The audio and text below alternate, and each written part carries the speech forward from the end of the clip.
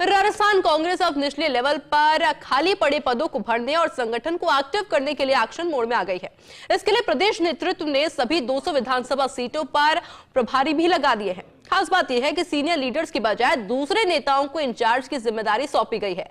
इन प्रभारियों को 12 मार्च तक पीसीसी चीफ को खाली पड़े पदों की रिपोर्ट देनी है। खास रिपोर्ट देखिए।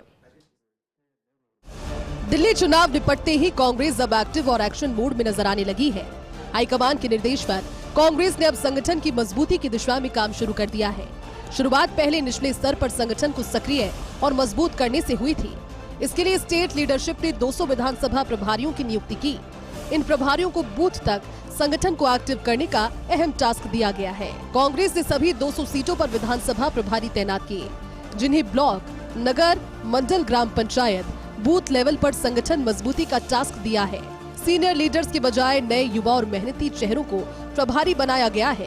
प्रभारी ब्लॉक और मंडल कांग्रेस कमेटियों की बैठक ले सकेंगे।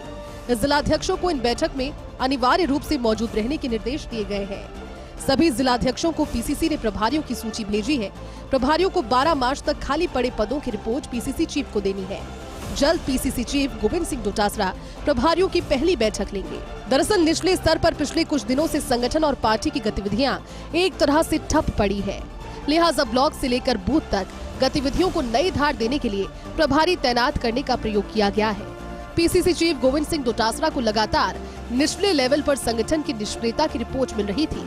ऐसे में जमीनी स्तर पर संगठनात्मक गतिविधियों के प्रभावी संचालन के लिए डोटासरा ने इंचार्ज लगाने का फैसला किया है। खास बात है कि प्रभारी के तौर पर किसी विधायक, सांसद, पूर्व विधायक या फिर पीसीसी पदाधिकारी जैसे सीनियर नेताओं को नहीं लगाया गया। डोटासरा ने उन नेताओं को यह अहम जिम्मेदारी दी है जो पार्टी के लिए कुछ करना चाहते हैं। पीसीसी चीफ डोटासरा ने कहा कि जो प्रभारी पार्टी के निर्देश पर बेहतरीन काम करेंगे उसका फिर प्रमोशन होगा। मतलब अच्छा काम करने वाले नेताओं को पीसीसी में पदाधिकारी या फिर अन्य अहम पोस्ट का मौका दिया जाएगा।